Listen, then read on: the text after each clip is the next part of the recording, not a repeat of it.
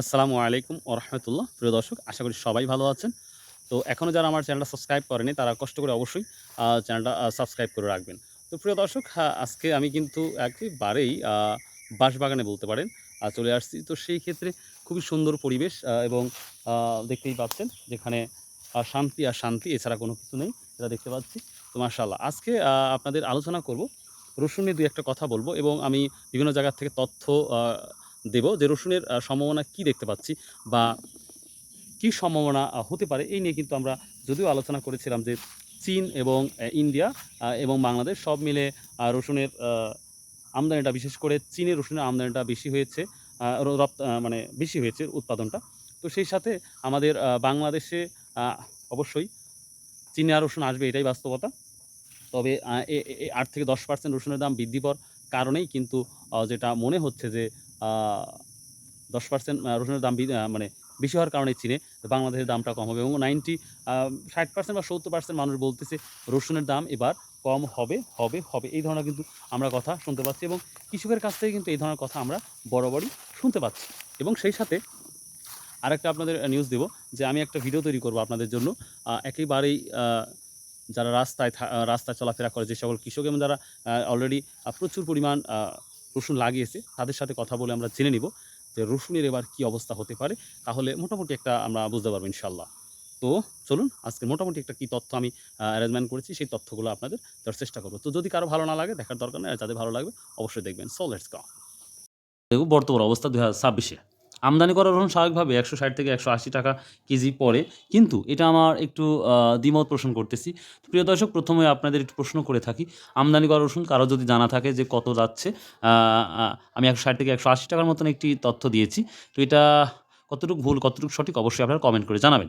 এবার আমরা দেশি রসুন নিয়ে একটু বলি। দেশি রসুনটা ৳৭০ থেকে ৳৯০ কেজির মধ্যেই যাচ্ছে। অর্থাৎ খুব অল্প সময় ১৫ থেকে ৩০% পর্যন্ত স্পাইক দেখা গেছে। আশা করি বিষয়টা বুঝতে পেরেছেন। এবার আসি আমরা। বাংলাদেশে রসুনের বাজারের বেসিক বাস্তবতা কী?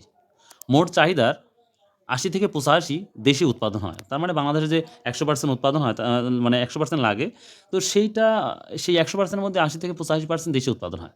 ১৩ থেকে 20% আমদানি লাগে। মানে অন্য জাতি থেকে আমরা আমদানি করতে পারি।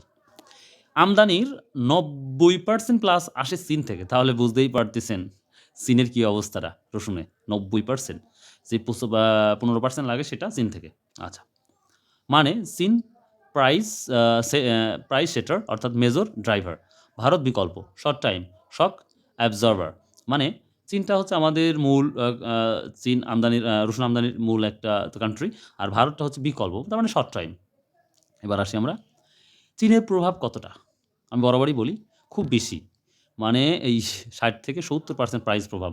তার মানে এই প্রাইসটা প্রভাব পড়ে চীনের উপর থেকে ৬০ থেকে ৭০%, বিষয়টা বুঝাইতে পারছি আশা করি। কারণ সাপ্লাই বন্ধ, ধীর হলে সরাসরি দাম লাভ দেয়। তার মানে সাপ্লাই যদি বন্ধ হয় চীনের তাহলে এক লাফে আকাশে ওঠে। অতীতে দেখা গেছে চীন বন্ধ হলে ৮০ থেকে ১০০% পর্যন্ত দাম বেড়ে যায়। তার মানে চীন যদি বন্ধ করে দেয়, বা অতীতে আমরা দেখেছি যদি বন্ধ করে দেয় তাহলে ৮০ থেকে ১০০% এক লাফে বৃদ্ধি পায়। তো আরেকটা কথা বলি, চীনের রসুনের আমদানি তুলনামূলক গত বছরের চাইতে ৮ থেকে ১০% বেশি হয়েছে। আচ্ছা, এখন কি যদি চীনের উৎপাদন ভালো থাকে দাম কমবে। লজিস্টিক ডলার শিপমেন্ট সমস্যা হয়, দাম বাড়বে। যদি ডলার শিপমেন্টের সমস্যাগুলো হয় তাহলে দাম বাড়বে। এবার আমার ভারত নিয়ে কথা বলি। ভারতের প্রভাব কতটা? মাঝারি ২০ থেকে ৩০%, অর্থাৎ ভারতের প্রভাবটা মাত্র ২০ থেকে ৩০%। কারণটা কি আমি বলি। ভারত নিজেই অনেক সময় রপ্তানি কমিয়ে দেয়। তার মানে ভারত নিজ দায়িত্বে রপ্তানি করতে চায় না। ভারত নিজের প্রয়োজনীয় রাখার পরগান যদি মন চায় দেয়, আদারওয়াইজ দেয় না। বীজ উৎপাদন খরচ বেড়ে গেলে তারা রপ্তানি কমায়। অর্থাৎ বীজ উৎপাদনটা যদি খরচ বেড়ে গেলে কিন্তু তারা কিন্তু এই কামটা করে। এবার আসি বাস্তবতা। ভারত কখনো প্রাইমারি সাপ্লাই না। তার মানে ভারত কখনো সরাসরি রেগুলার এটা করে না। যদিও তাদের মনে হয় তাহলে করে। বরং গ্যাপ ফিলার। তার মানে কি? আমাদের যদি গ্যাপ পড়ে তাহলে কিন্তু কি করে? পূরণ করে। এটাই হচ্ছে আমাদের ইন্ডিয়ার রসুনের অবস্থা। তাহলে ৭০% মানুষ কেন বলছে দাম কমবে? আমরা কিন্তু দেখতে পাচ্ছি ৭০% বা ৬০% মানুষ কিন্তু আমরা কৃষক ব্যবসায়িক মিলে যে তথ্যগুলা পেয়েছি সে অনুপাতে বলেছি যে দাম কমবে, এই ধরনের কথা শুনেছি। তো দেখি আমরা আজকে একটু আলোচনা করি। এটা আসলে ভুল না। কিন্তু আংশিক সত্য। তার মানে একেবারেই ভুল না, আবার কিছুটা সত্য। কারণ নতুন দেশি রসুনের বাজারে আসছে। কারণ নতুন রসুন তো আসছে, এটা জানি আমরা। মৌসুমীর সময় সাপ্লাই বাড়ে, দাম কমে। তার মানে মৌসুমের সময় এখন ভরা মৌসুম চলছে। কারণ ২, আমদানি বাড়লে চাপ কমে। অর্থাৎ আমদানি যেহেতু বাড়তেছে এই কারণে কিন্তু চাপ কমে।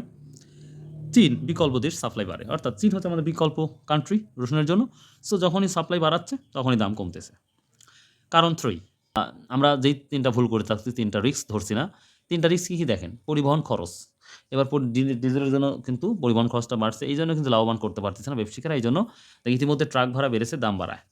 অর্থাৎ ডিজেলের দাম বাড়ায় কিন্তু ট্রাক ভাড়া বেড়েছে। আর এই কারণেই ব্যবসায়ীরা লাভ করতে পারছে না, আর এখানেই বড় ক্ষতি। ডলার সংকট, এলসি সমস্যা। ডলারের সংকট কিন্তু অলরেডি লেগে গেছে। আমদানি ধীর হলে দাম হঠাৎ বাড়ে। আমদানি যদি ধীর গতিতে হয় তাহলে কিন্তু দাম বাড়ে। কিন্তু আমদানি বাড়তেছে, এই জন্য মানে বাড়ার যে একটা সম্ভাবনা সেটা খুবই ক্ষীণ। চোরাকালীন রপ্তানি ভারত পাচার, অর্থাৎ এটাও কিন্তু সত্য। বরাবরই বলে থাকি চোরাকালীন, অর্থাৎ ইন্ডিয়া যে রসুনের দাম পজিটিভ, এই কারণে কিন্তু আমরা যেটা লক্ষ্য করতে পারছি কিছুটা বাংলাদেশ থেকে রসুন ভারতে চলে যাচ্ছে বেশি দামে, কিছুটা যাচ্ছে। তো যদি কারো সঠিক প্রমাণ থাকে জানাই দেন, আর যদি না থাকে তাও বলেন। এটা হলে লোকাল সাপ্লাই কমে দাম বাড়ে। তাহলে যদি এই এখন ইন্ডিয়ার যে দাম বেশি, তো সেই অনুযায়ী কিছুটা চড়াই হচ্ছে। যদি ফুল আপ যদি দেশের বাইরে যায় ইন্ডিয়াতে, তাহলে কিন্তু মার্শাল্লাহ আবার আমরা ভালো একটা দাম দেখতে পাবো মনে হয়।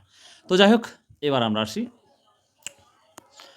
শর্ট টাইম 1-2 মাস, মানে অর্থাৎ 1 থেকে 2 মাস দাম 10 থেকে 20% কমতে পারে। তার মানে কি আবার কিছুটা কমার সম্ভাবনা দেখতে পাচ্ছি 10 থেকে 20%। তো আমার মনে হয় যে আসলে কমার লক্ষণ দেখি না। এবার মিডিয়াম টার্ম 3 থেকে 4 মাস দাম স্থিতিশীল বা 15%-এর মধ্যে ওঠানামা হবে। অর্থাৎ দাম যে স্থিতিশীল এটাই থাকবে, হয়তো 15% দাম ওঠানামা হতে পারে সর্বোচ্চ। এবার ঝুঁকি হলে কি হতে পারে দেখেন, ওয়ার্স্ট কেস ঝুঁকি হলে 30 থেকে 50% পর্যন্ত বাড়তে পারে যদি চীন সাপ্লাই কমে, ডলার এলসির সমস্যা হয়, পাচার বাড়ে। পাচারটা যদি বাড়ে তাহলে সহজ হিসাব বাড়তে পারে। ডলার এলসি সমস্যা যদি হয় তাহলে দাম বাড়তে পারে রসুনের। চীনা সমস্যা, চীন সাপ্লাই কমে যাচ্ছে। চীনের সাপ্লাই যদি কমে ভাই তাহলে আশা করা যাচ্ছে দাম বাড়তে পারে। তো বোথম লাইন, সোজা কথা ডাইরেক্টলি বলি, 70% মানুষ ঠিক মৌসুমের কারণে দাম কমবে, কিন্তু তারা ভুল যেটা বলছে যে সিস্টেমিক রিস্ক ধরছে না, এটা কিন্তু ধরছে না। তো যাই হোক, বাস্তব সম্ভাবনা দাম কমবে কিন্তু বড় ভাবে না, আমার দাম কমতে পারে কিন্তু বড় ভাবে না, এবং আবার বাড়ার ঝুঁকি কম বেশি। অর্থাৎ প্রিয় দর্শক, যত যাই আলোচনা করলাম সেই অনুপাতে বলতে পারছি যে এবার দাম সেইভাবে বাড়ার সম্ভাবনা খুবই ক্ষীণ দেখতে পাচ্ছি, কম দেখতে পাচ্ছি। তারপরে প্রিয় দর্শক, বলার এবং প্রেজেন্টেশন করার মধ্যে যদি কোনো ধরনের ভুল ত্রুটি হয়ে থাকে, আল্লাহর রাস্তায় অবশ্যই কমেন্ট করে জানাবেন। চেষ্টা করব পরবর্তী এই ভুলগুলো যেন না হয় ইনশাআল্লাহ। সো ভালো থাকবেন, সুস্থ থাকবেন। আসসালামু আলাইকুম রহমতুল্লাহ। আর অবশ্যই আগামীকাল ভিডিওর জন্য অপেক্ষা করুন।